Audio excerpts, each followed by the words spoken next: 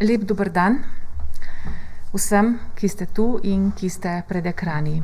Kot veste, se jutri v šolske klopi vračajo učenci prve triade v regijah, ki so imele prejšnji teden glede na 7-dnevno epidemiološko povprečje izpolnjene pogoje za prehod iz črne v rdečo fazo. V teh regijah se ponovno odpirajo tudi vrtci.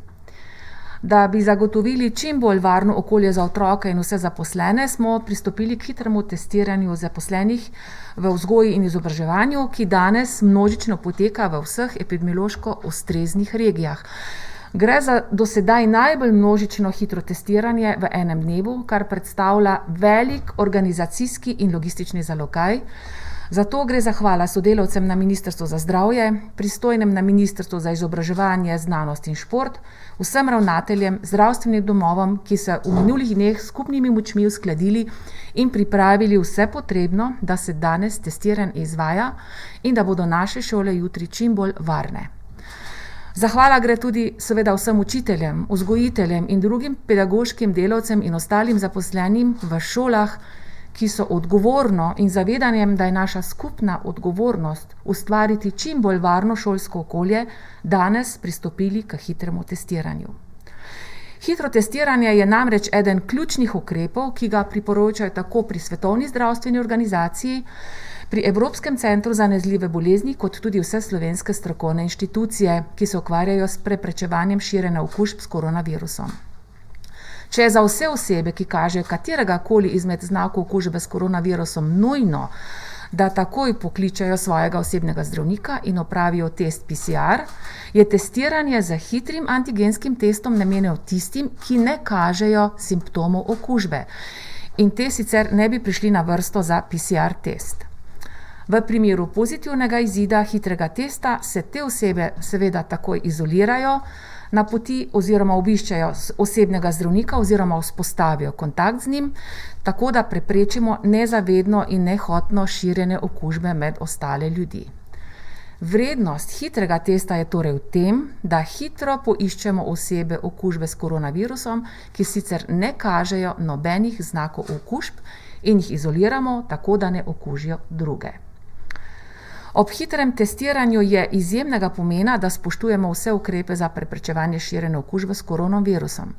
Kot smo že neštetokrat ponovili, nošnja maske, razkuževanje rok, ohranjanje medsebojne distance, pravilna higiena kašlja, mogoče tudi brisanje nosu, da zavržemo in razkužujemo roke, kadar moramo pač manipulirati po svojem obrazu, to je zelo pomembno. Torej,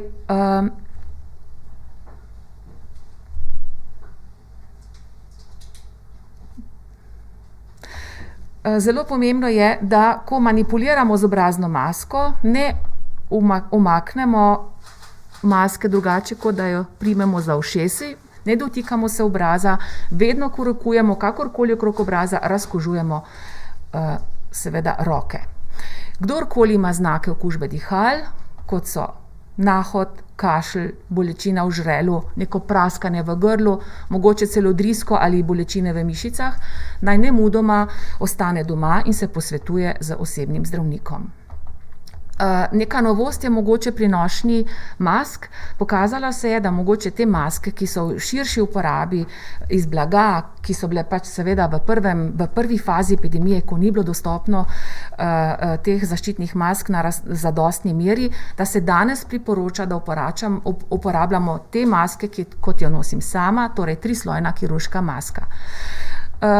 Sledimo tudi, kaj se dogaja po Evropi in smo bili pozorni na Nemčijo, ki recimo priporoča, da se v javnem prometu in tudi mogoče širše, kjer so ljudje v tesnejšem stiku, uporablja FFP2 maske. V Sloveniji še čakamo stališče pristojnih služb, zaenkrat pa velja, da nosimo 3-slojne kirurške maske.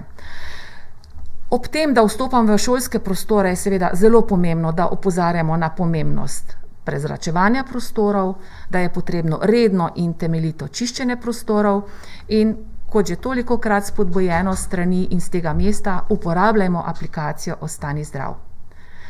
Torej, pred jutrišnjim ponovnim odprtjem vrtcev in šol tudi starše naprošamo, da se s svojimi otroci pogovorijo, da jim razložijo na primeren način trenutno situacijo, v kateri se nahajamo.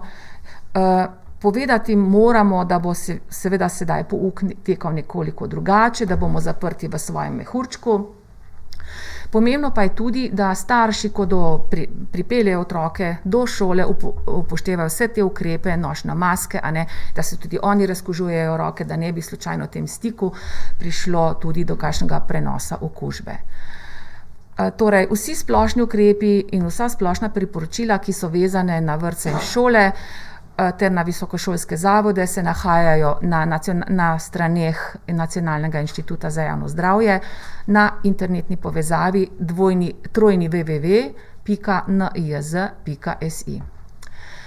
Naprošamo vas tudi, da v prihodnjih dneh, še posebej v družinah, kjer bodo otroci jutri šli v vrtec in šolo, dosledno upoštevate preventivne ukrepe tudi v domačem okolju, še posebej, če so v vašem skupnem gospodinjstvu mogoče tudi starejši in bolj ranljivi. Torej, vedno moramo misliti, da je možnost širjenja okužbe v domačem okolju zelo velika, ukolikor pač imamo smolo in smo se nekje okužili. Posebej bodimo torej pozorni na starejše, na kronične bolne, torej skupino, ki predstavlja rizično najbolj ogrožene. Spoštovani, epidemija, v kateri se nahajamo, nima vnaprej predpisanega scenarija.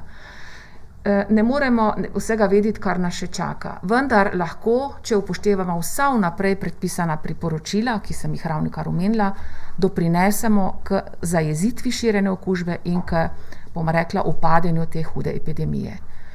Torej, potek epidemije in izzivi, ki nam jih prinaša vsak dan, so seveda lahko pogosto tudi še neznanka in jih spoznavamo šele sproti. Občasno nimamo vseh odgovorov, nima jih niti v svet. Zato vas naprošamo za potrpežljivost, solidarnost, dosledno spoštovanje ukrepov, da zaščitimo tiste, ki so najbolj ranljivi v naši družbi, torej naše otroke in starejše. Hvala.